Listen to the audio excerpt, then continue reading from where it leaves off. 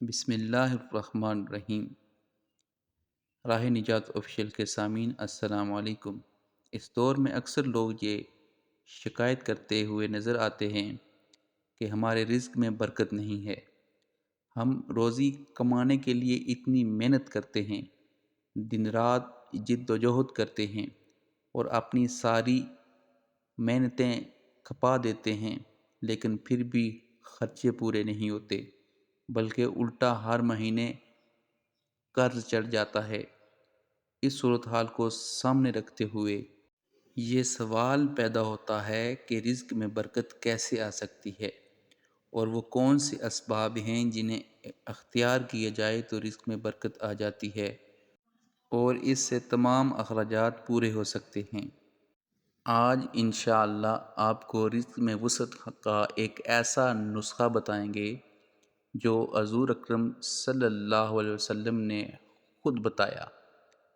آپ صلی اللہ علیہ وسلم کا فرمان ہے، جو شخص دسترخوان سے کھانے کے گرے ہوئے ٹکڑوں کو اٹھا کر کھائے وہ فراغی کی زندگی گزارتا ہے اور اس کی اولاد میں عافیت رہتی ہے۔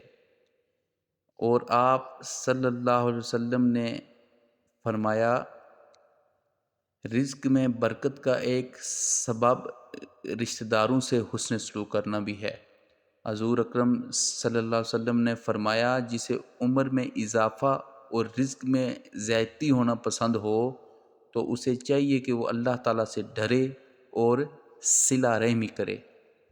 اور کتاب جنتی زیور میں لکھا ہے کہ آیت الکرسی کسی چیز پر لکھ کر اس کا کتبہ مکان میں کسی اونچی جگہ پر آویزاں کر دیا جائے تو انشاءاللہ اس گھر میں کبھی فاقہ نہ ہوگا، بلکہ روزی میں برکت اور اضافہ ہوگا اور اس مکان میں کبھی چور نہ آ سکے گا۔